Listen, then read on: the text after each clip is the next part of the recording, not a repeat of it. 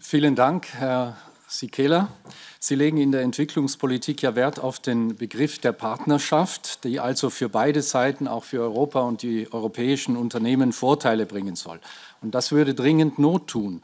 Laut UN-Entwicklungsprogramm wird in den Nehmerländern 10-mal so viel Geld durch Korruption verschwendet, wie sie an Entwicklungshilfe erhalten. Die SN-Fraktion begrüßt es grundsätzlich, dass die Global Gateway-Strategie jetzt mehr auf Eigenverantwortung und öffentlich-private Partnerschaften setzen will.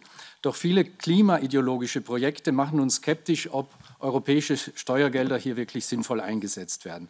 Die Misserfolge der Klimapolitik in Europa lassen auch fragen, ob diese Politik wirklich so nachhaltig ist, wie behauptet, und ob sie in der Welt als Vorbild wahrgenommen wird.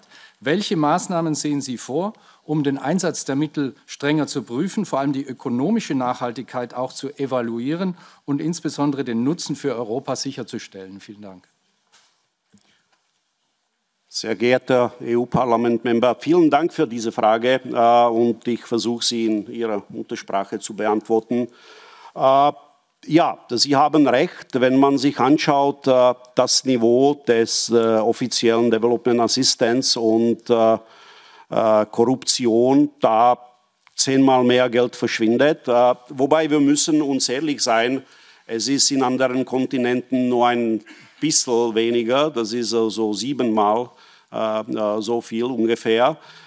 Selbstverständlich, wir müssen versuchen, und das ist im Grunde genommen Grundsatz meiner Arbeit in meinem ganzen Leben, das Geld, was mir anvertraut wurde, egal ob es jetzt in einer Bank war oder ob es als Mitglied der tschechischen Regierung, also Steuergelder, das ist nicht mein Geld. Und mein Prinzip ist, mit diesem Geld sehr vorsichtig umzugehen. Das heißt, wir werden alle Maßnahmen setzen, um zu identifizieren, und ich habe darüber schon gesprochen, wir haben gewisse Assistenz vor Ort, wir haben unsere Präsenz, wir haben unsere 106 Vertretungen, wo wir einfach versuchen können, vorab zu identifizieren, wo eigentlich Korruptionsaktivitäten oder Benehmen identifiziert werden kann oder nachträglich. Und wenn wir das nachträglich identifizieren, dann müssen wir halt raus. Aber selbstverständlich, da sind nur die klassischen Kontrollmechanismen, Audit, ganz einfache Übungen. Wir sehen, wie viel wir investieren wollen, wie viel da investiert wird. Das alles kann irgendwie bewertet werden. Und wenn wir dieses Know-how nicht haben, dann müssen wir es entweder kriegen oder wir müssen es uns von außen holen. Vielen Dank für Ihre Antwort in deutscher Sprache. Meine nächste Frage zum Thema Migration. Sie haben es ja ausgeführt, Sie sehen hier einen positiven Effekt der Entwicklungspolitik, also eine höhere Entwicklung soll die Lebensqualität in den Herkunftsländern verbessern und dann dazu führen, dass weniger Migranten in Richtung Europa aufbrechen. Das wäre sehr zu begrüßen, denn wir müssen die Massenmigration dringend eindämmen. So einfach ist der Zusammenhang aber nicht. Besonders viele illegale Einwanderer kommen ja gerade nicht aus den ärmsten Ländern der Welt, wie dem Tschad, sondern aus Staaten mit einem etwas gehobeneren Einkommen, etwa Marokko, Nigeria oder Pakistan. Mehr Wohlstand heißt leider eben auch oft mehr Geld für die Schlepper. Der Zusammenhang wurde ja von der Wissenschaft wie Paul Collier und etc. und anderen ausführlich beschrieben. Sehen Sie diesen Zusammenhang auch? Und wenn ja, wie wollen Sie sicherstellen, dass die Entwicklungspolitik wirklich zu einer Reduktion illegaler Migration führt und nicht etwa den gegenteiligen Effekt hat? Ist das eine Sache bloß dann des Grenzschutzes oder gibt es genuin entwicklungspolitische Mittel, die das sicherstellen können? Ich habe, glaube ich, vorher schon erwähnt, dass dies ein Whole-of-the-Road-Approach verlangt. Also wir müssen uns auf eigentlich die ganze Route fokussieren. Das fängt mit einem besseren Schutz der Grenzen, das fängt in einer, das geht weiter mit einer engeren Zusammenarbeit mit den Transitländern. Das heißt, die können auch einen Teil davon abfangen und ein Teil diese Leute integrieren. Aber selbstverständlich, primär müssen wir uns fokussieren, um den Leuten nicht den Grund zu geben, ihre Heimatländer zu verlassen und dieses gefährliche Abenteuer zu unternehmen.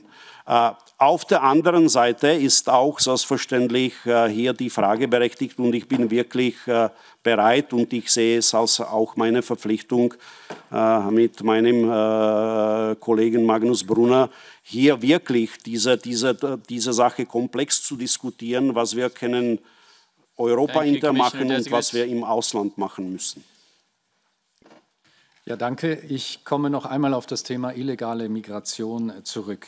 Sie haben davon gesprochen, zur Bekämpfung der Schleuserkriminalität alle zur Verfügung stehenden Mittel einsetzen zu wollen, Diplomatie, Visapolitik, Investitionsanreize, auch Grenzschutz. Die Eindämmung der Migration scheitert regelmäßig nicht nur am mangelnden Durchgreifen gegen die Schlepperei, die von zahllosen NGOs leider auch noch gefördert wird, sondern auch daran, dass Herkunftsländer abgelehnte Asylbewerber nicht zurücknehmen. Jetzt sagten Sie vorhin, es muss quasi Belohnungen geben für solche Länder, die hier kooperativ sind. Aber müssen wir nicht einen Schritt weitergehen und die Entwicklungszusammenarbeit auch wirklich beenden, sowohl mit den Herkunftsländern, die illegale Migranten nicht zurücknehmen, als auch mit den Transitländern, die nichts gegen illegale Migration tun? Warum wollen Sie die Mittel der Entwicklungspolitik nicht einsetzen, um Herkunftsländer auch durch Sanktionen zur Rücknahme illegaler Einwanderer zu bewegen und auch sonst beim Thema Migration besser zu kooperieren?